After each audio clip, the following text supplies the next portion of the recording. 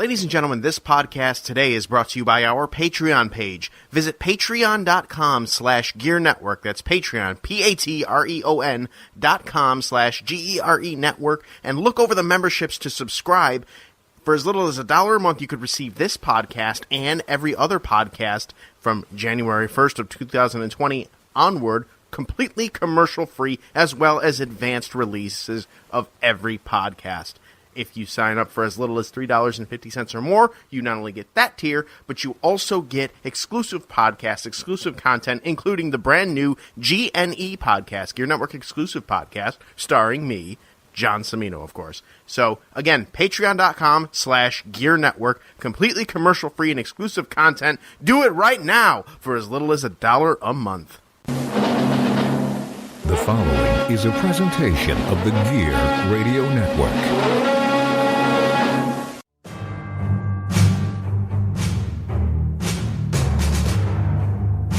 From wherever we decide studios, broadcasted live on iTunes, Spreaker, and worldwide, this is the Turnbuckle Talk Radio Podcast with your host, the producer, Pat G. The G stands for gangsta. And now kick back and get ready for the eargasms.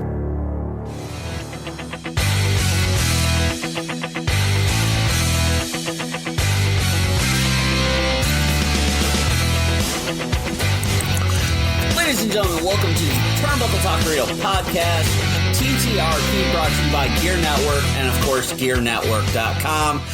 And, of course, the technical issues are now solved because we started the show. I saw issues, fixed them, now we're good. But unlike these issues where they're easily fixed, the issues that we're facing in 2020 and the wrestling world is facing with the coronavirus, among other things, the WWE, AEW, TNA, NWA, independent wrestling in general is facing the pandemic of doing wrestling shows without the most important factor, and that is the fans, as we are in a massive world of I don't know what the fuck is going on.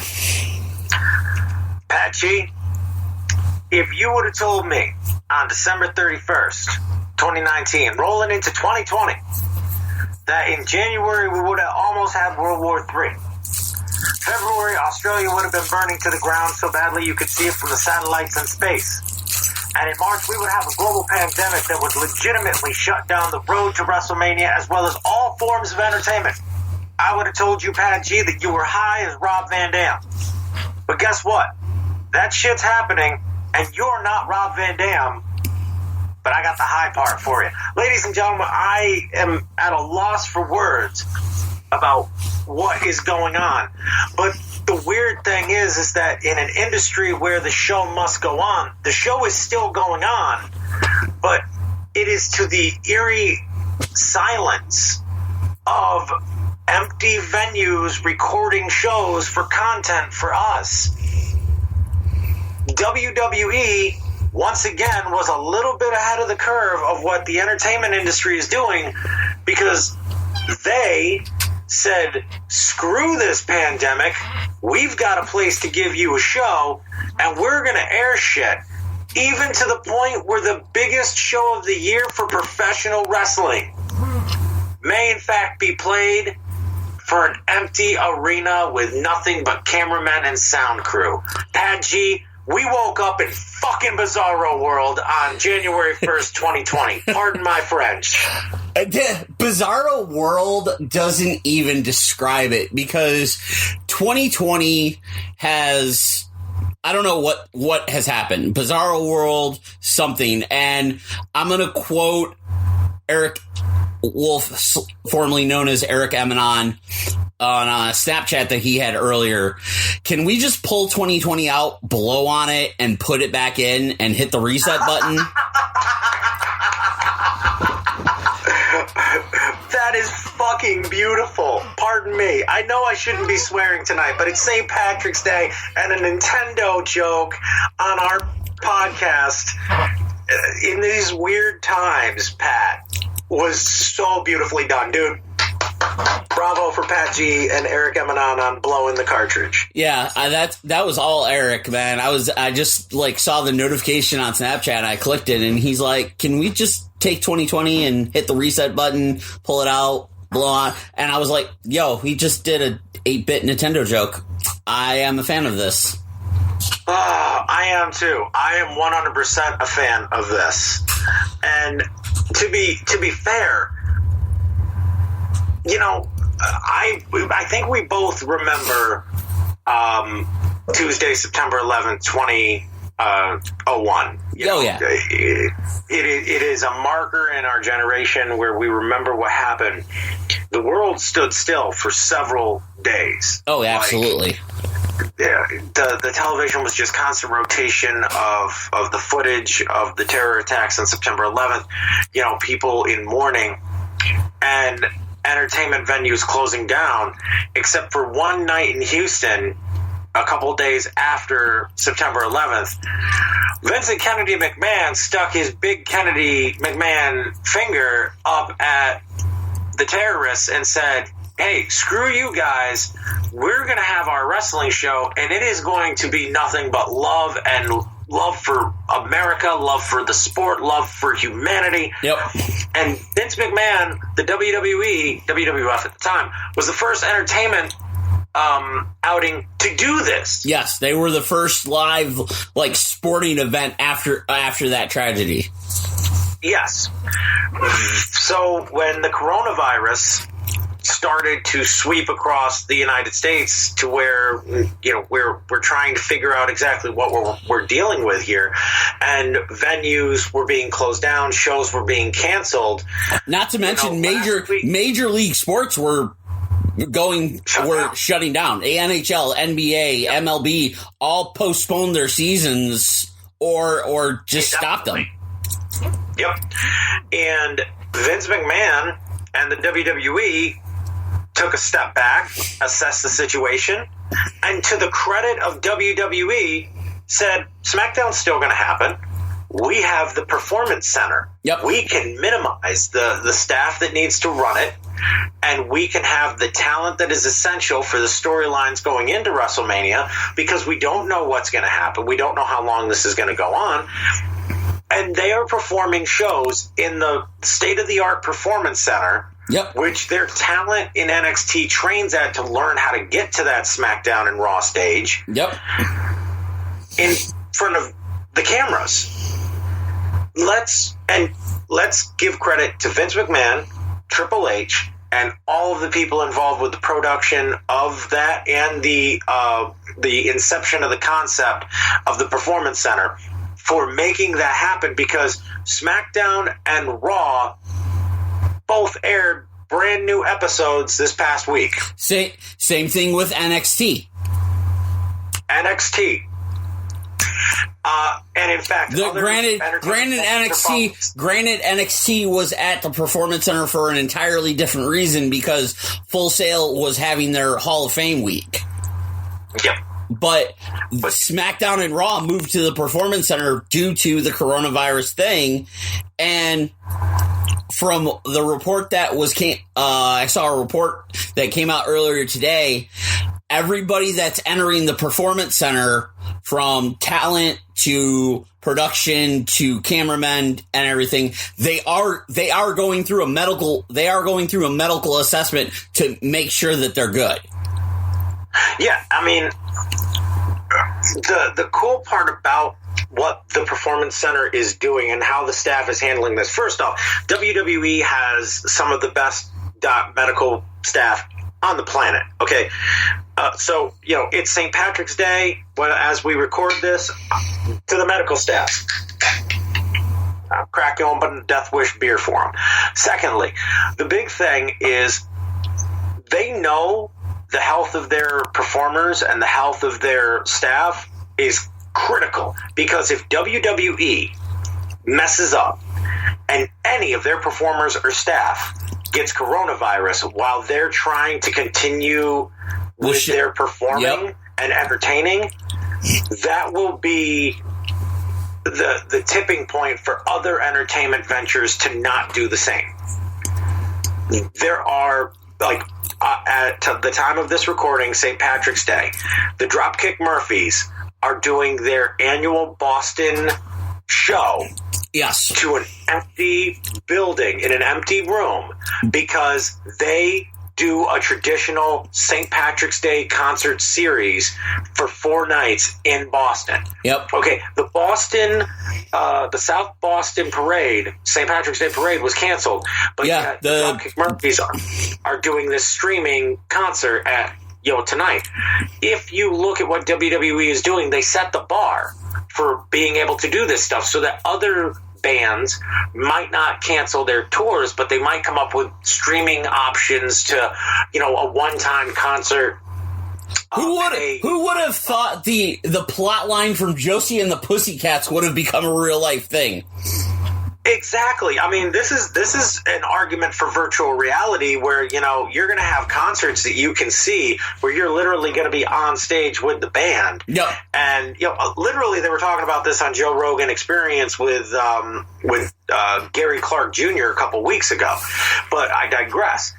To me, this is once again them being ahead of the curve to the point where AEW is going to be holding live shows that are going to be airing on TNT.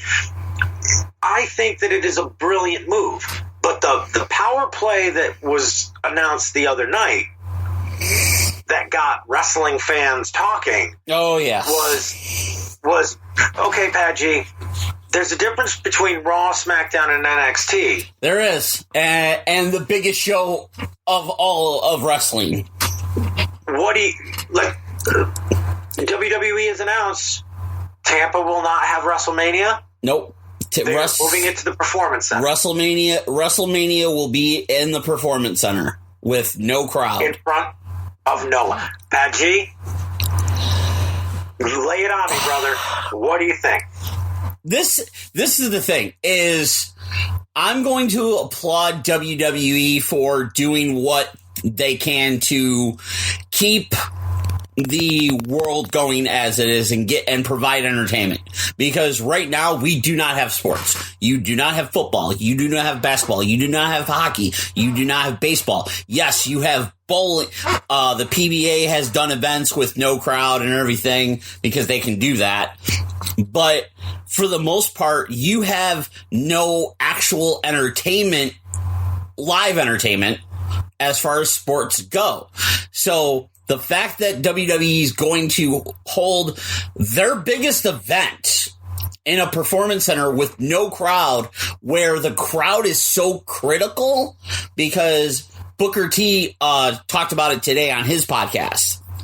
The crowd is such an integral part of that atmosphere and that feeling, that watching WrestleMania without a crowd is going to be interesting.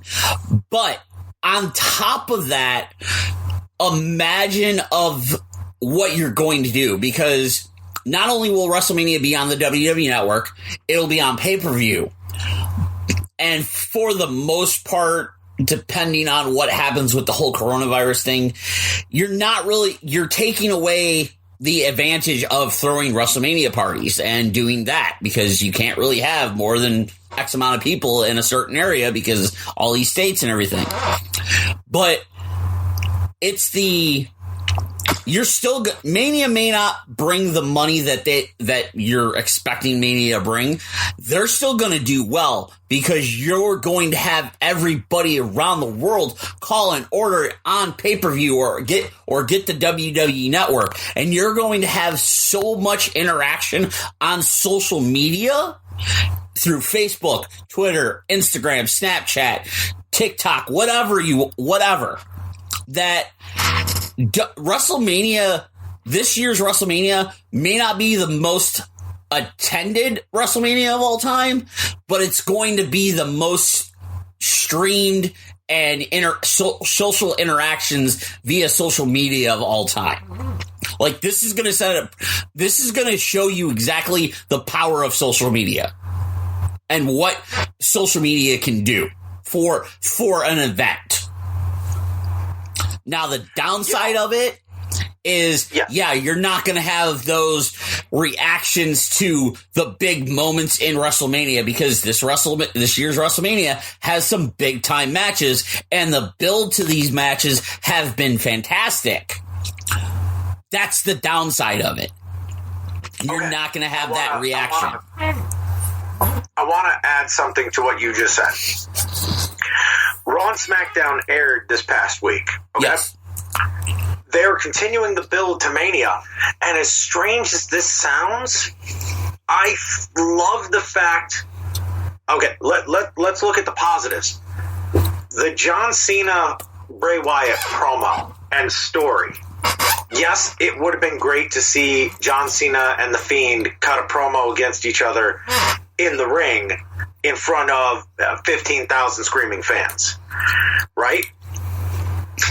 But they were able to clearly and concisely connect with the audience through the cameras. Mm-hmm. Okay? And continue this story. Up until that promo, I was into the John Cena match because it's John Cena. It's The Fiend. It's a character that you and I have discussed over the last friggin' 8 months as being one of the biggest things that we've seen in years. That promo made me need to see this match. And I don't give a shit if it's in an empty arena, a bowling alley, a Hooters, a parking lot behind a 7-Eleven outside of Galveston, Texas. I don't care. I now want to see this. Okay, Edge's promo on Raw just showed you how good Edge is on the mic. Once again, Edge proved that not only was he a great performer, but he could captivate you on the microphone while staring at the camera in front of an empty audience. Okay? And the thing is what's interesting about these empty them doing the shows at the Performance Center is, yes, the WWE superstars, wrestling people in wrestling, they feed off the crowd. So when you're cutting a promo in the ring, you tend to stop yourself to let the crowd interact or whatever. The thing with these shows now, you don't have the moments where you have to stop and let the crowd, and if the crowd's chanting something, and have the crowd react. You're now engaging everyone via the camera to where you can get cut the promo out and have your say without having to stop. And then you run into that risk of where some people who aren't as strong on the mic, like Edge, like John Cena, like Randy Orton, well, they get flustered because of the crowd. You don't have that anymore, to where these promos are now so streamlined and they're so focused on getting the interaction through the camera than in person. It's making them even stronger. And you're absolutely right. And another good point about this is we talked about the social media aspect, where a fan on Twitter talked about how, give me 2 seconds. Oh, Jesus Christ. Nikki Cross. Yes. And her talking to the fans at home to give the energy to be able to pass that on to Alexa Bliss. Yep. And her response was beautiful, because she's like, I am your conduit with your energy, and I am reaching through, and I'm trying to give that connection, because you're the reason that we do this, and even though you're not here, yep, you're there, and I still feel you. And God damn it, that's what pro wrestling is all about. I'm tired of the bitching about, this show's not being done in front of 75,000 people, and it's going to ruin it. God damn it, these people are still in this. They should be home. They could be home. They could be in their nice, lavishly done apartments with their guaranteed paychecks, sitting there waiting to do this gig when the smoke clears. But screw that. They're traveling. They're going to Orlando. They're going to the Performance Center. They're keeping their skills sharp so that when it's finally time to rock and roll, they're rocking and rolling and doing the shit back on the road in front of 15, 20, 75,000 people. Next year's WrestleMania is going to be in Los Angeles, and it's going to be cool as all fuck. This year we have... Also, granted, this year WrestleMania is in the Performance Center, so you don't have the Hall of Fame. You don't have NXT TakeOver, which has already been reported that they're moving that to SummerSlam. So SummerSlam is going to be a combination WrestleMania SummerSlam show that, if by God all of this is done and over with by the time August rolls around, that show is going to be massive. And guess what? It's in Boston, bitch, 3 hours away. Yep. Well, from me. Well, but yeah. Boston, bitch. I mean, stop. I mean, this was the monologue that I was thinking about doing tonight. You know, like, as you can tell, it's St. Patrick's Day. Goddamn Dropkick Murphys are performing right now. I'm drinking Death Wish beer. Me and Pat G are back on the mic. Pat G just got back from vacation. Goddamn. Yes, the world has gone crazy. The world's been going crazy since before the world was the world. Just because professional wrestling isn't giving you a pay-per-view that you desperately need doesn't mean those guys and girls aren't going out there and still giving it to you. That's how much they fucking love you people. They could be hiding like everyone else right now. The government's goddamn shut down. Essential personnel are working from home on laptops. The Undertaker can't hand tombstones out via laptop, bitches. That's very true. And this is the biggest thing is with WWE doing what they're doing is, of course, we all know WWE is going to the Performance Center due to the coronavirus pandemic. One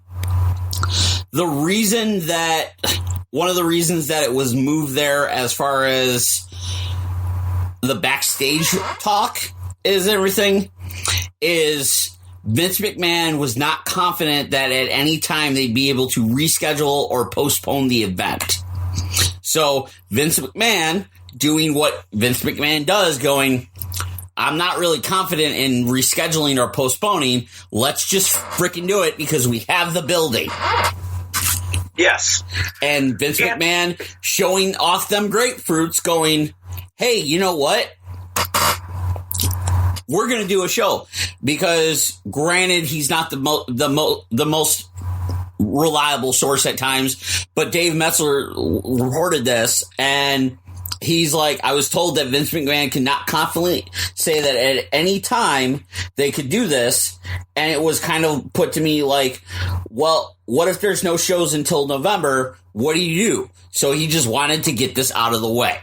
Uh-huh. So instead of postponing or just canceling WrestleMania altogether, they're going to do WrestleMania and continue on with their schedule, working from the Performance Center until everything is cleared. You know what? If on a Monday, Wednesday, and Friday I have to watch WWE with no crowd, that's fine by me. It's still WWE. It just means I'm going to have to interact with my fellow fans through other means. The social media aspect, video chat, stuff like that.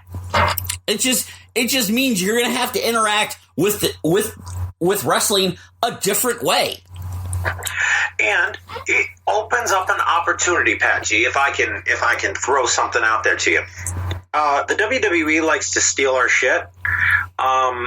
As we know, yeah. You still owe me a belt, and Pat G, and my Fiend pirate action figure. But anyway, I digress.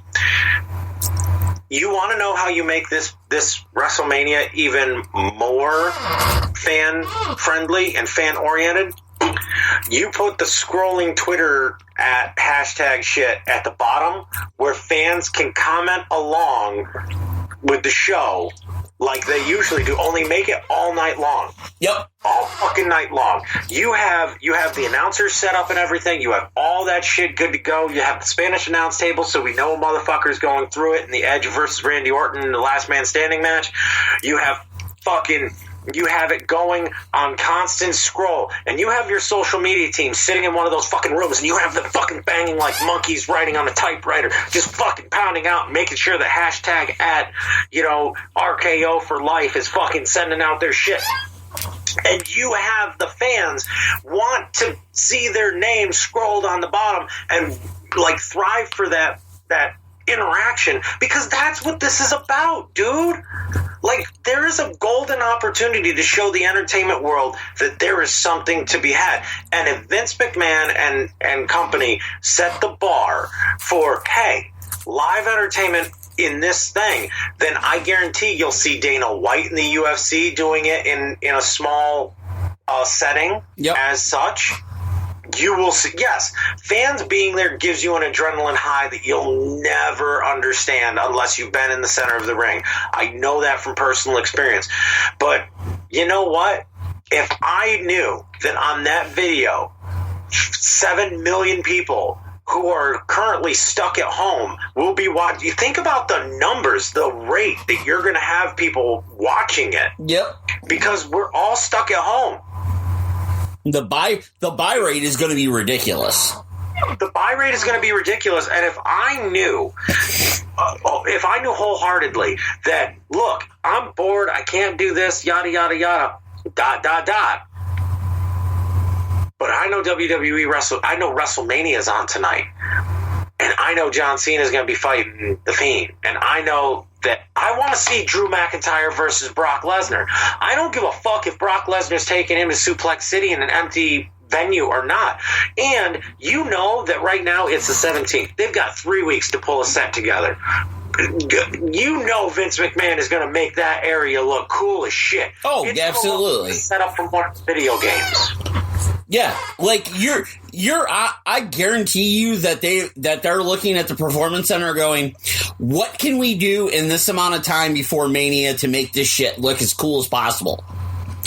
And exactly, I guarantee you that, granted, WWE 2K20 was not the best wrestling video game in a long time because of all the glitch issues and everything.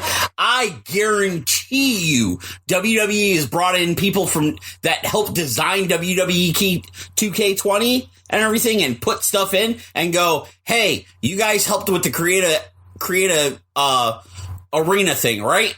Yeah. Come in and help us create something that will look cool for WrestleMania. If you don't think Bray Wyatt isn't going to have one of the coolest entrances you've ever seen, you're stupid as hell. And if you don't think the Undertaker is still going to be the Undertaker was still the Undertaker walking down the road. Let's talk about Stone Cold Steve Austin. Yep. Okay, 316 was going to be a big Raw. Coronavirus stopped it. But guess what? Stone Cold Steve Austin still drank beer and stunned sons of bitches. And the best part was he was still asking the crowd to give him a hell yeah. And guess what? My dumbass said hell yeah. I'm at home. Yep. Stone Cold doesn't know I'm there, but I'm there with him in spirit. Yep. Which is what wrestling is. It's a connection with the fans that goes beyond. Dude, no offense. And also the amount of hell yes that were tweeted out with the hashtag WWE Raw. Yeah, exactly. I mean, this could go down as one of the coolest concepts to happen for a WrestleMania. And this is the thing with WrestleMania. Every year we're always expecting WrestleMania to be bigger and more spectacle and everything. This is a whole different territory because this is the first time that WrestleMania will happen without a crowd. We all know WrestleMania is the Super Bowl of pro wrestling. It's always got the biggest crowd. It always has the biggest buy rate. This year, there's no crowd. Yeah, the buy rate's going to be in the 2, 3, 4, 5, 6 millions easily because everybody buying it around the world. But it's the thing of, like you said, it's a unique experience to the thing of in 20 years when WrestleMania has just been WrestleMania every year and there's a crowd and we're like, and me and you are in our 50s and everything and people are like, they show the Mania highlights and everything and there's that one Mania that was at the Performance Center without the crowd and people will go, I don't remember that. I do. And it was great.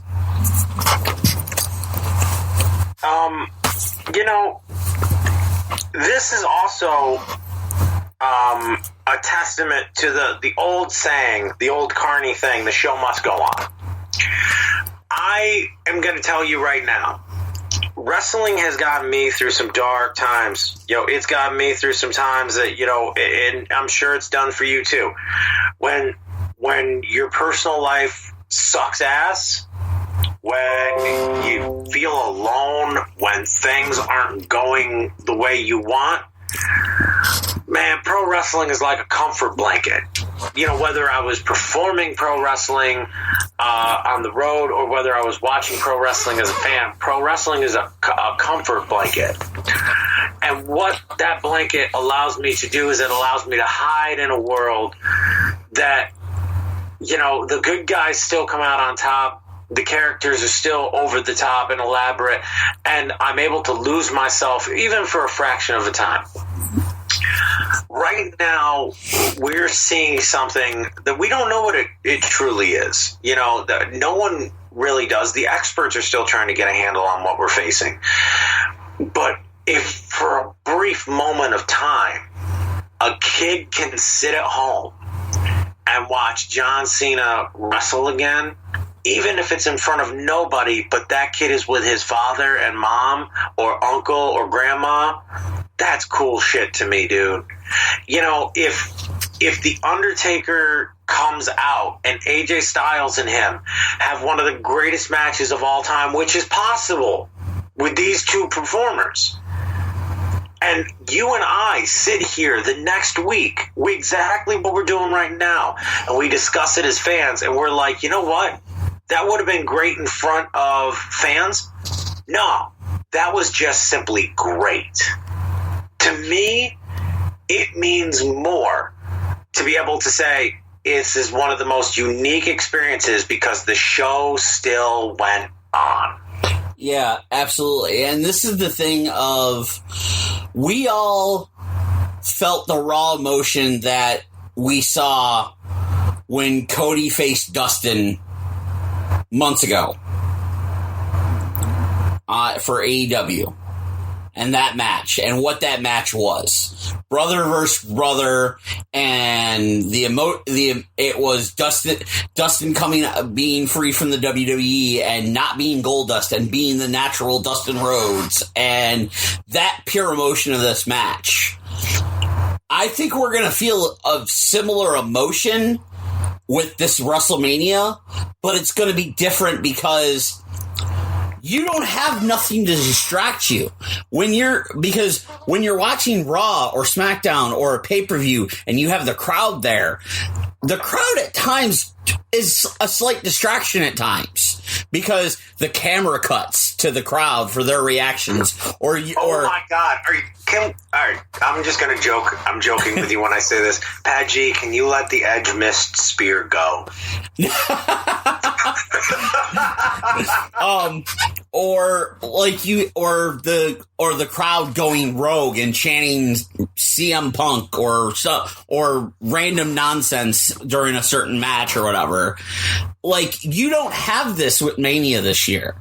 So it's the thing of not only with the crowd not being there, your focus is going to be on the action in the ring, and what really makes it interesting and unique is the WWE superstars, men and ladies, know this, which means they're going to have to step their game up even more because you don't have that momentary time to take a break and breathe it in with the crowd.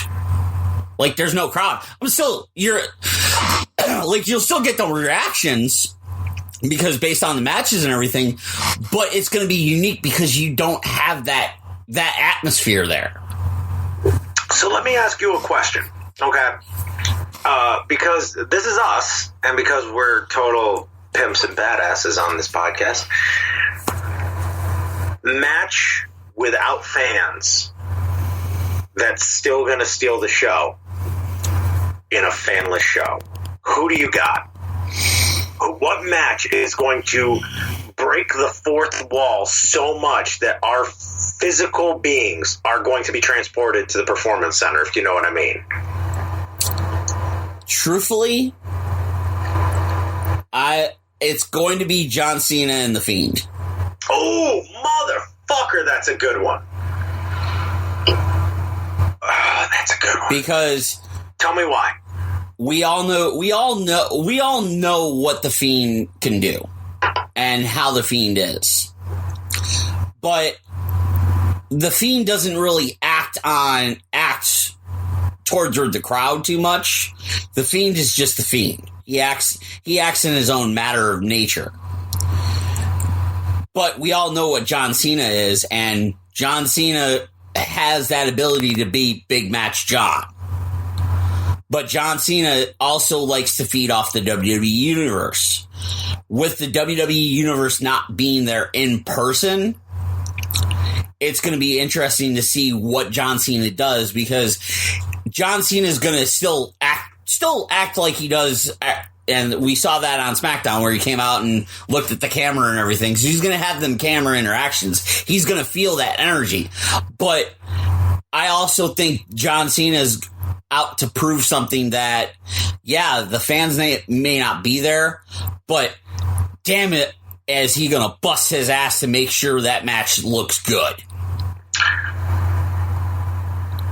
And, honestly, if he can pull out a John Cena performance like he did against CM Punk in Chicago, that match is sealing the show.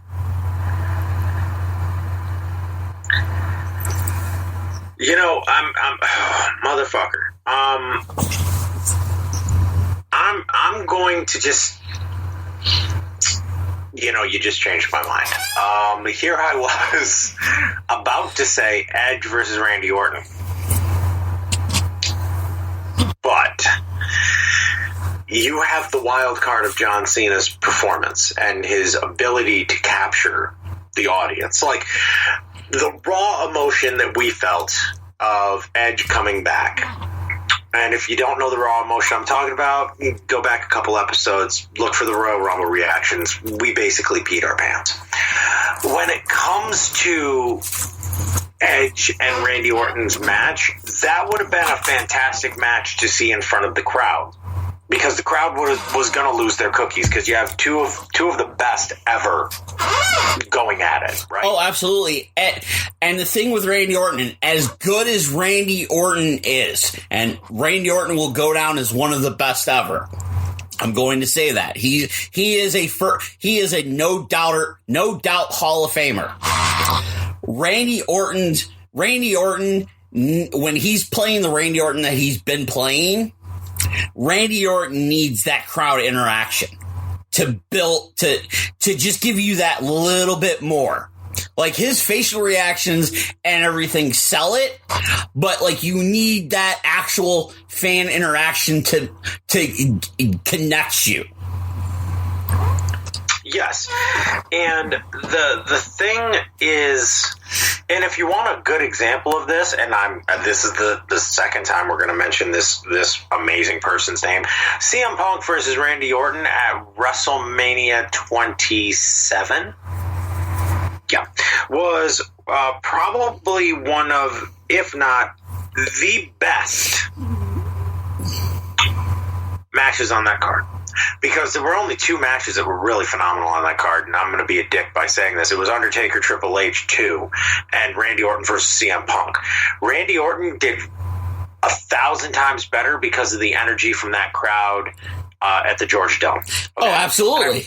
I recently went back and watched that pay-per-view because of what's going on right now, because I had a cool concept that if WrestleMania was canceled, I thought you and I should do a watch-along and have fans interact with us, but WrestleMania is going to happen. Fuck it, we can still do that because we're awesome. Dan, get out of my head. I can't. Get out of my head, because like, legitimately, I could not fall asleep last night, right? Right. And I'm laying in bed because my anxiety's kind of hitting up a little bit. Everything with everything going on, and I'm sitting in a bed and I'm like, all right, WrestleMania is not going to be in front of a crowd. That's cool. So I'm going to watch WrestleMania by myself. No party or anything. I want to do something that's going to interact with people. I'm like, we got this 100th episode of TTRP coming up that I already have planned. It's just a matter of putting all the pieces together. I'm like, I want to do something for Mania because there's a chance Mania is not going to happen. I'm like, what can you do? And I'm like, yo, we're going to do watch along and like Mania stuff. I'm just going to drive out to Dan on like a Saturday and Sunday, and that's what we're doing. I'm like, and now you say it, I'm like, get out of my head. Breathe, Pat G. Breathe, Pat G. Yeah. I know the coronavirus has got everyone afraid to breathe. But breathe. Yeah. Because guess what? I am going to tell you right now, Randy Orton and his fan connection is impeccable. Oh, it absolutely is. The argument that Corey Graves made that why isn't Randy Orton in the conversation as the GOAT or one of the GOATs, I didn't realize Randy Orton wasn't in the conversation, Corey Graves. Not to be offensive.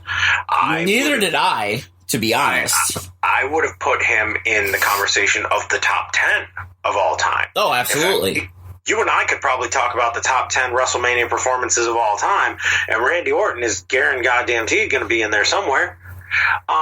In fact, him versus CM Punk. There, boom. You're welcome, bitch. The thing that really gets me is John Cena and Fiend could be the one match that Deadpools the entire show. And by Deadpooling the entire show, I mean breaking the fourth wall within breaking the fourth wall. That's like, what, 16 walls? Yes.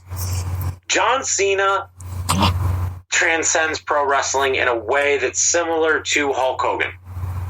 Absolutely. The Fiend is a character that, dare I say, is Undertaker in nature, in that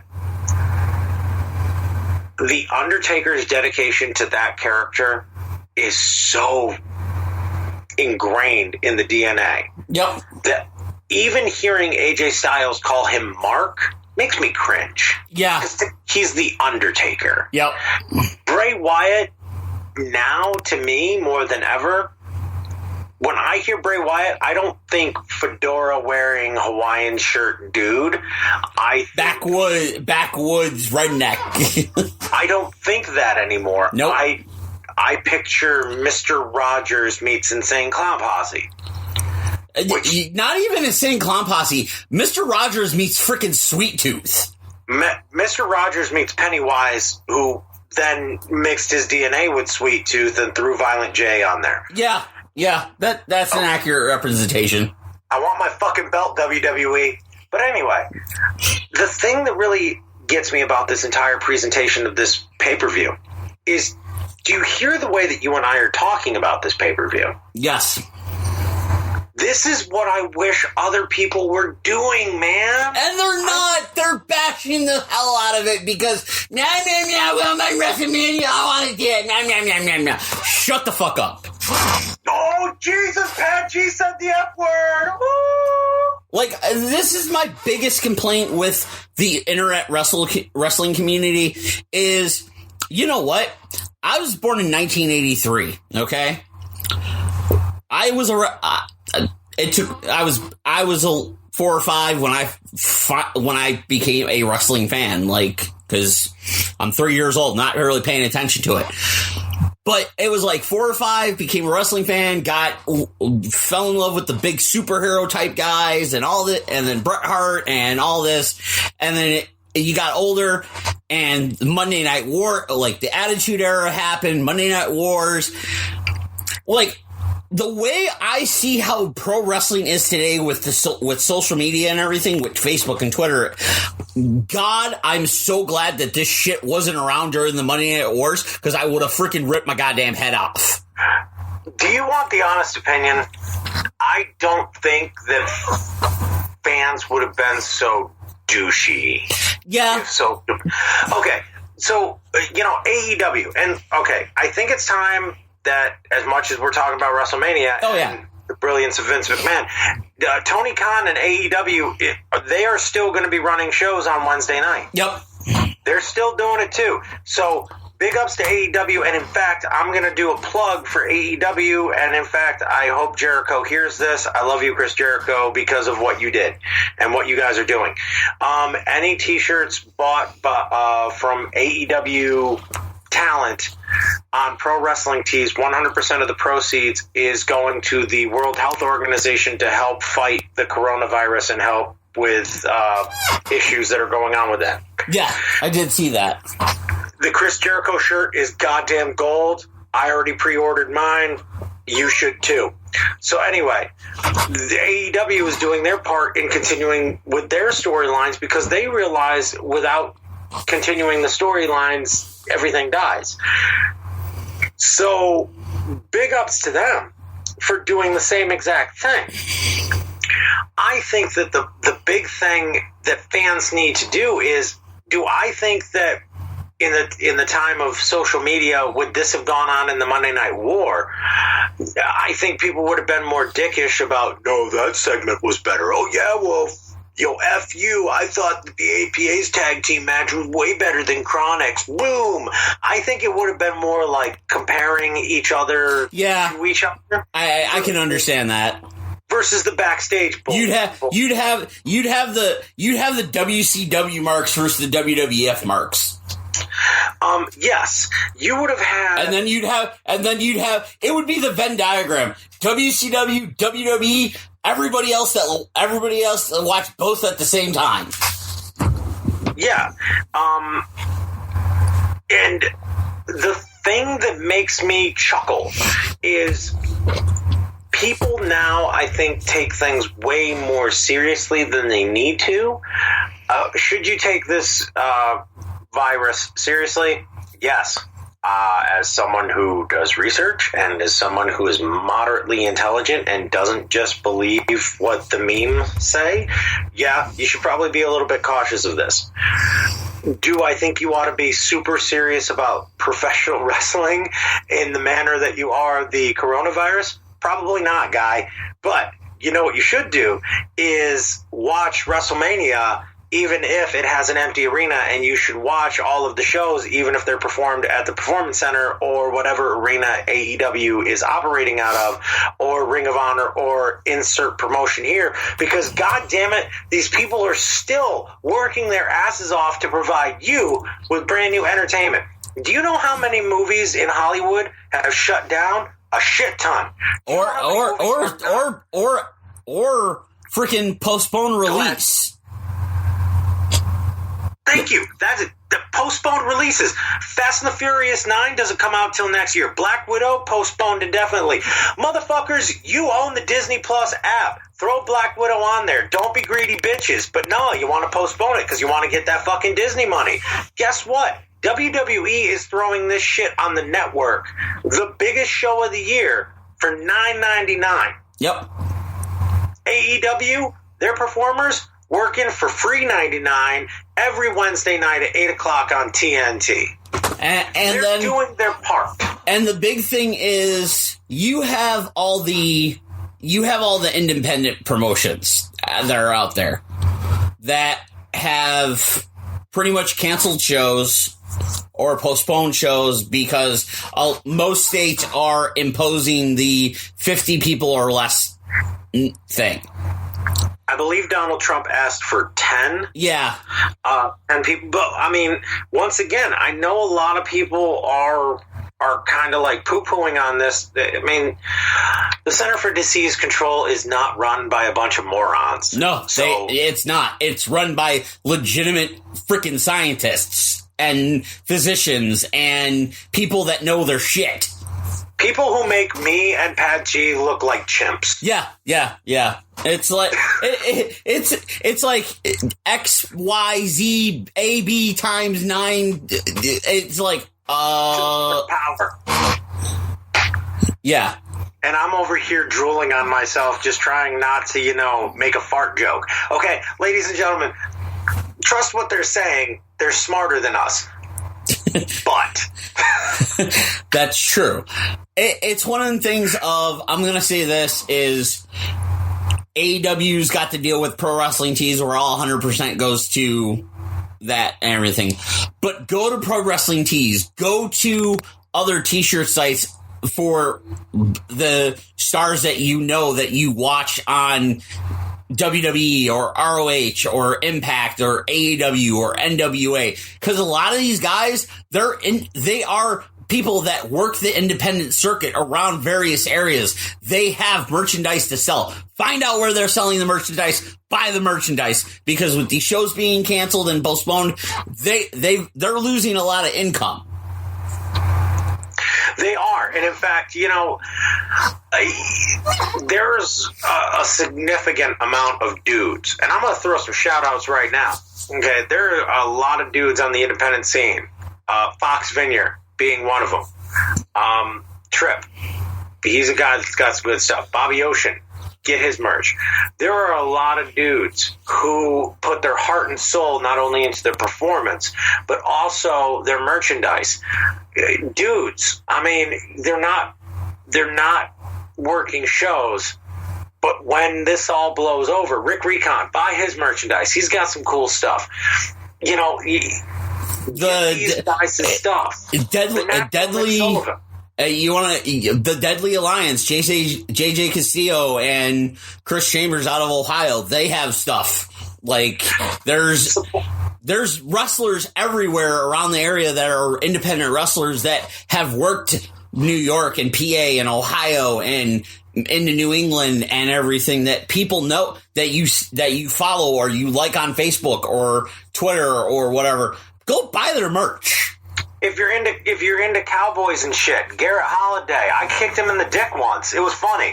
Get his shit. The point that we're trying to make is these guys are out there busting their asses, and also due to the fact that this is going on, they're having to halt their passion. Yep. And as a former performer myself, that have a reason. They still feel it. And in fact, if I were still working in a hypothetical universe and I didn't just make a barbed wire baseball bat in my spare time, if I was a worker and I had T-shirts to sell, I would hope that someone would be like, you know what? That new, that new shirt that dude was rocking at that show, I'm gonna message him on Facebook and see if I can get one shipped to me. Because the mail service isn't stopped. You can still ship stuff. Yep. I mean, PayPal a motherfucker. Guys, girls, there's a shit ton of great performers. Christina Marie, buy her stuff. She is amazing. Okay, Kristen, Miss DeVille, she writes books. Buy one of her books. You're going to be in quarantine soon anyway. Buy one of Miss DeVille's books. God damn it, she's a great writer. I've interviewed her on other podcasts. She's an author. She's great. She beats bitches up in the ring. Buy her shit. Give our people some love. Give our professional colleagues some love. Because I know Pat G and I both are telling you, this is not just a job. This is not just a hobby. This is a passion, as you can tell from our voices tonight. Oh, absolutely. And with finishing this up, we've mentioned his name numerous times already, and I want to mention this, is CM Punk was a guest on the Cody and Jennifer Decker Swing and Misses. And they discussed and they asked him about what it would take to get him back in the ring. And he's like, it's a question I get a lot, which he does. It's legitimate. And he's like, if the business was right and I had somebody that motivated me across the ring for me, I think I might be able to get it done. But nobody has dangled the correct carrot. And then he went in the further going on what opponent could bring you back. And CM Punk said Daniel Bryan, John Cena. He mentioned Daniel Bryan. He mentioned John Cena. He mentioned Rey Mysterio. He's like, I would listen to your ideas for these guys, for people. And he's like, for people I haven't even wrestled before, he's like, I think Will Ospreay. I would listen to your idea. But there's a lot of moving parts. I'm busy with other doing stuff. But nobody has found the right combination of the ways to approach him, and it's not all up to him. It's up to the people who actually run these companies. Could you imagine CM Punk showing up in Japan in a match against Will Ospreay? I think, to quote the Lonely Island, I would jizz in my pants. I would. Will Ospreay is one of the greatest talents of this or any generation that hasn't wrestled in America, that has not wrestled in the United States. And Will Ospreay has been quoted by, Chris Jericho has been quoted as talking about Will Ospreay as he is Dynamite Kid. Oh, he absolutely is. Dynamite Kid versus CM Punk makes me moist. And I hate that word. That makes me sweat. And my palms are clammy because I don't know if my brain could freaking handle Punk and Ospreay. Now, Punk is older, so he would definitely change the style up. Oh, yeah. But just him mentioning Ospreay, if I were Gato, I'd be like, how much? What can we do to make this happen? Yo, oh my God! Imagine that being on one of 2 nights of Wrestle Kingdom next year. I mean, because Punk has been, I have to give it to CM Punk because we can't have a podcast without talking about Punk, right? No, that's kind of the norm for you and I. Shout out to CM Punk. We've been, it's The Fiend, Punk, and Balor. If we have a podcast, one of the 3 are getting mentioned. There's like this holy trifecta. It's the Punk, the Fiend, the Demon. Like somewhere in there, it's the best, the Fiend, the Demon. If you could put that on a T-shirt with TTRP on the back, boom, merchandise pitch. Buy our shirts. But I might have to contact my designer for this idea. Yeah, of course, the best has to be at the top. Oh, of course. So you look at that Punk has come out and said, technically, air quotes, he could work for AEW and still do the WWE backstage. Yep. How much of a middle finger would that be if CM Punk was working for New Japan Pro Wrestling, getting ready to wrestle Will Ospreay, who, by the way, is probably one of the few talents WWE will never get, including fucking Okada. Oh, yeah, absolutely. And could you imagine the awesomeness of Punk Ospreay Night 2 at Wrestle Kingdom of next year in the Tokyo Dome in Japan? And then he flies back a week later and is like, so this is why the Royal Rumble is going to suck this year. Because he's not on contract with WWE. He's got a Fox Sports contract deal. And I mean, do I want to see CM Punk back in a WWE ring? Of course I do. Of course I want to see him back. Because to me, there's only one CM Punk match that I want to see. And I would really like to see CM Punk versus Daniel Bryan in a WWE ring. Again, one more time. Truthfully be told, if Punk was to come back to WWE, there's 2 matches that I want to see. One being Daniel Bryan, the other being Kevin Owens. Oh, why'd you have to say that? I just popped Dan.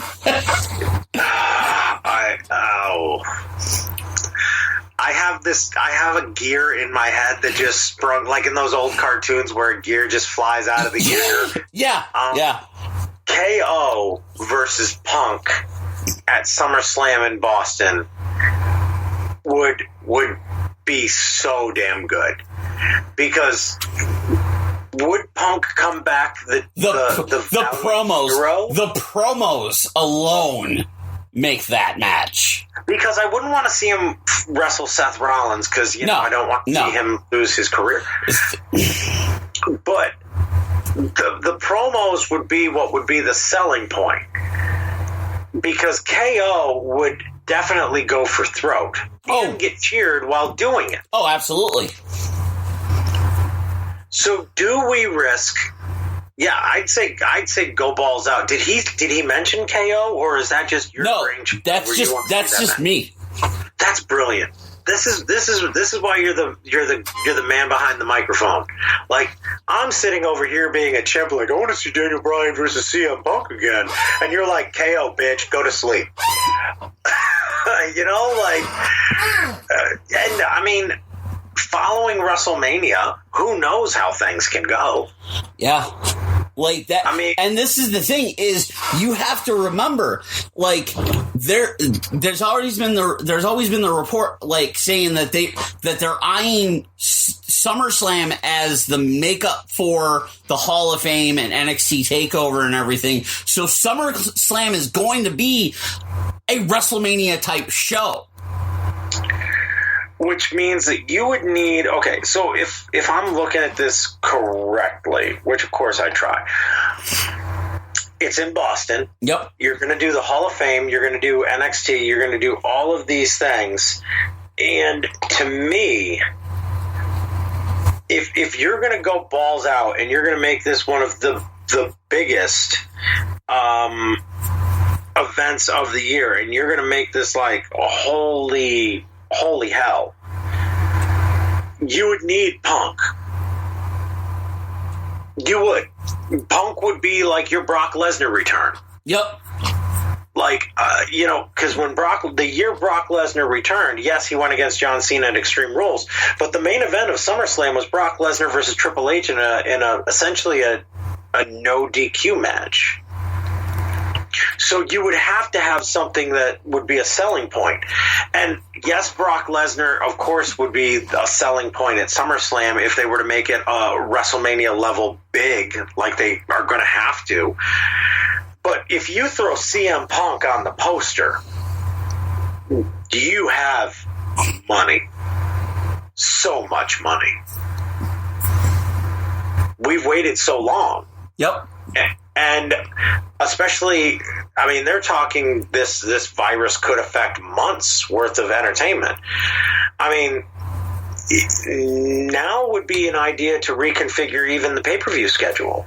Would you think not? Oh, absolutely.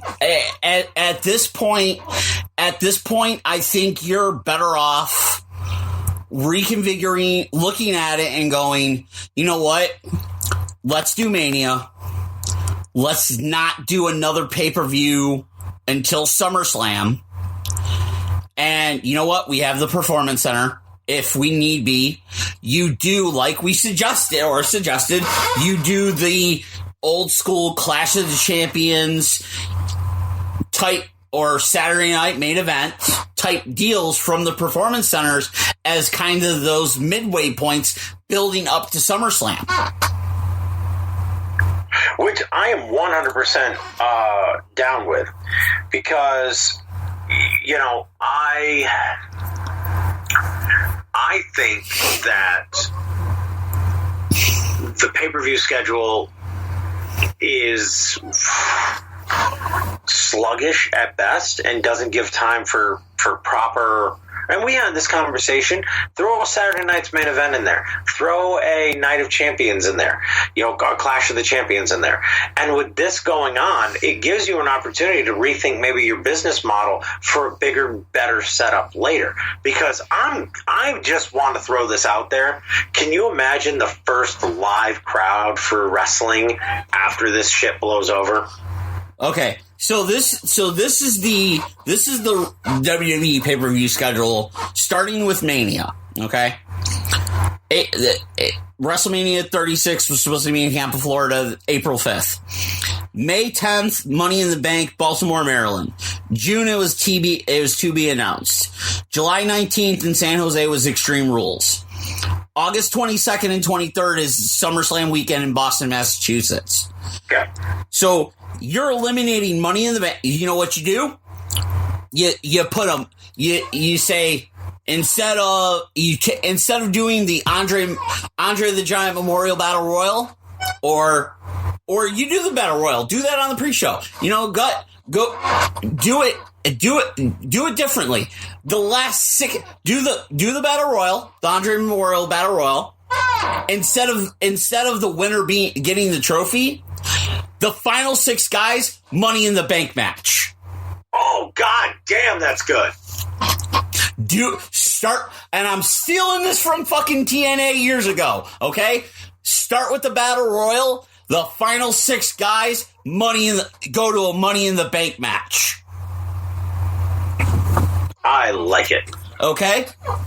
Hell, you know what? Do the same thing with the Women's Battle Royal. Women's Battle Royal starts, final six women go into a Money in the Bank match.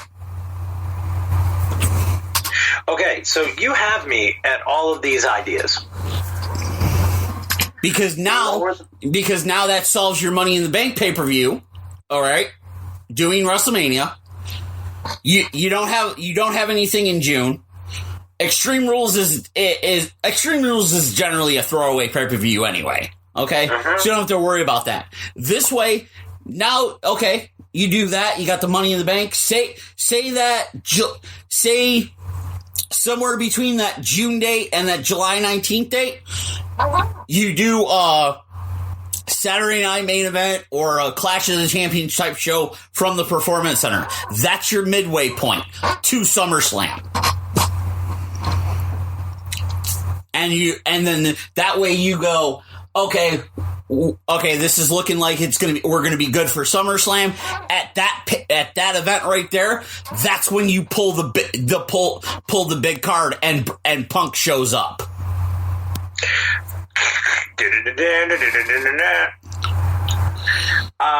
Not only do I agree, WWE, you steal my ideas. I want tickets to every pay-per-view for 2021 ringside. Goddammit. I want my Pirate Finn Balor action figure. Yeah, well, unfortunately, I don't think you're going to get that. No pirate. I don't know what's sadder, the idea that I really want a Pirate Finn Balor action figure, or the fact that WrestleMania got ruined in Tampa, so nothing cool piratey is going to be available afterwards. Nope, not at all. Sons of bitches. Not at all. Not at all. But yeah, dude, I swear, if by some chance WWE is listening to this and go, we're not going to have Money in the Bank. That was a cool idea. I swear to God, if that shit happens, yo, I will write a strongly worded. I was like, you stole it from me. Tickets. Let's go. Strongly worded tweet. Yep. With all the tags. Oh my God, all the hashtags. How many? All of them. All of them.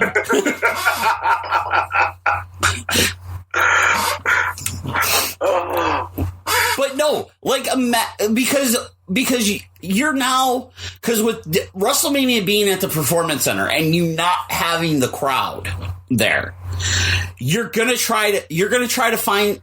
I guarantee you, WWE. Yeah, you have your selling point matches. You have Brock Lesnar and McIntyre. You have Orton and Edge. You have AJ versus Undertaker. You have Cena versus The Fiend. You have Becky versus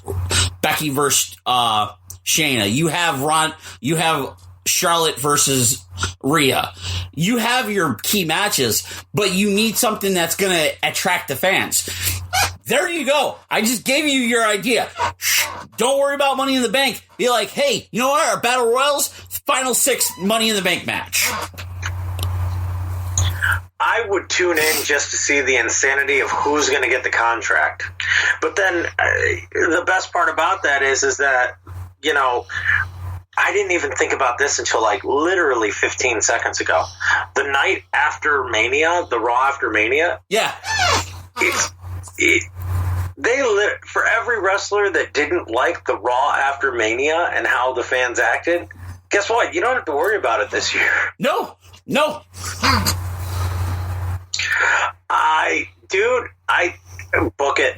book that stuff, ladies and gentlemen. That's what we do here on TTRP. We give you your ideas, and you steal our belts. Yep. Bastards. Yep. That they steal our ideas and do not compensate us for our ideas. At least offer us a job with creative. I mean, I'm not saying I'll take the head writer position, but I'll at least take lowly assistant. I'll take like the bottom, the second or third from the bottom. I'll be all right. I'll go get someone's coffee for right now. I'm cool with that. I'll be intern level. I'm okay with this. I can build myself up. Oh God! I can just imagine it'd be like somebody in the WWE office is listening to random wrestling podcasts, and they listen to us, and they're like, "Hey, this podcast these guys have good ideas. We need to like put them on our team." The idiot will work for a belt and a pirate action figure. Apparently, the other one is just okay with being a lowly assistant. Hire them. Imagine all the hits we get on Facebook. It's like Dan Patrick start new jobs. WWE, Stamford, Connecticut. 900 comments from everybody. I knew you'd make it, bro. I knew you'd make it. Meanwhile, it's pictures of us just carrying coffee. Yep. That's all. Carrying coffee and donuts into the Connecticut offices. It's like, wait, you guys? Yeah, creative bitches.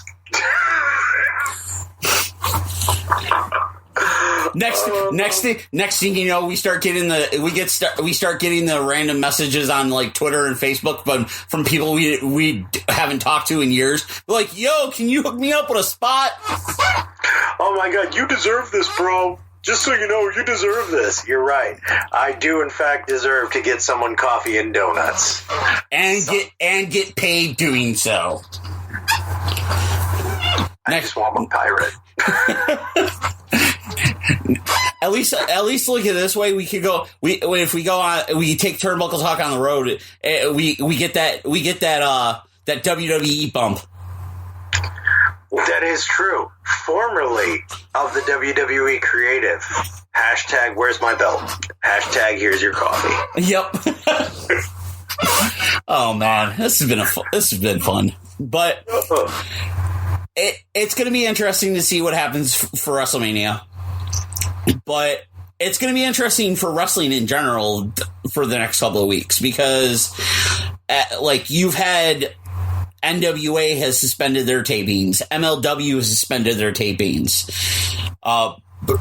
AEW still going on with theirs, WWE still going on with theirs. It's one of the things of you still have places out there trying to give you entertainment value, and you have to respect them for it. You know, not only respect it, but go out there and actually enjoy it. You know what I'm saying? Like, there's so many options. Don't just binge watch Netflix. Be adventurous during this time. Pick up a new book. You know, check out what the products that companies are offering. I mean, if a band is throwing out a free concert in order to keep you entertained, give those artists an opportunity, because really that's what it's all about is continuing to support the arts, and professional wrestling is one of the greatest arts in the world. Oh, absolutely. And with the massive amount of social media out there, you know what? Hell, interact with people you don't interact with on a normal basis. That's what I'm looking forward to as far as Mania goes. Like with Twitter, is interacting with people. Yeah, like I have the most people that I interact with because of football and baseball and stuff like that. But like, all you got to do is on Twitter, it gives you the option. Click the little picture. Go in the thing that are specific to the WrestleMania event. Interact with fans you don't interact with on a regular basis. And hell, you might end up making new friends or whatever via Twitter, via Facebook, via whatever social media aspect you're on. Yeah, don't get caught in your own echo chambers of fans who are toxic and are just poo-pooing on it. If there are fans out there that are saying, you know what, hell yeah, this is worth watching, then you know what, shit yeah, dudes, watch that shit. And you know what? If by some chance that you and a couple of your friends that you know around your living area that are good to go and safe, and you guys want to do something, go for it. That's what it's about. Because it's WrestleMania, you got it, and with the crowd, and with it not being a normal WrestleMania this year, you got to do the best you can with it. And as far as the restaurants go, they still deliver, so you can get pizza and wings. Exactly, and you don't need to bring a barbed wire baseball bat to the grocery store in order to pick up chicken. I'm not saying anyone in particular is doing these things, but I know a guy. But I know a guy. We know a lot of guys, but on that note, for Dan, I'm Pat G. This has been Turnbuckle Talk Radio Podcast, TTRP, brought to you by Gear Network and, of course, GearNetwork.com. Check out the website for all the great talent and stuff coming from the Gear Network. And, of course, we will catch you on the flip side. The Turnbuckle Talk Radio Podcast is brought to you by Gear Network and ShopGear.com. We can be listened to via Spotify, iTunes, iHeartRadio, and everywhere else you can get your podcasts. The TTRP introduction was done by Trevor Dugan. The show is hosted by Patrick Gancheski and Daniel Roberts. Post-production of the TTRP is done by Patrick Gancheski and John Cimino. If you'd like to follow us via social media, you can search Turnbuckle Talk Radio Podcast on Facebook. You can follow us at Twitter by using the name Turnbuckle_Talk. Or if you have questions or concerns, you can reach us via email at turnbuckletlkradio@gmail.com. We'd like to thank you for listening to the Turnbuckle Talk Radio Podcast, downloading our episodes, following us on social media, and interacting with us. The preceding presentation has been brought to you by the Gear Network. Hi, ladies and gentlemen. Do you like sports, interactive polls, friendly banter from two guys that probably shouldn't even be on the microphone doing this stuff anyways? Well, if you do, then you're in luck. Us two knuckleheads, Brandon and myself, comprise the Listen In Podcast. That's right, Listen In, the podcast. We're talking sports. We're talking news. We're talking topical things. We're talking all sorts of things, my babies. And you are all invited to listen in right here on the Gear Radio Network.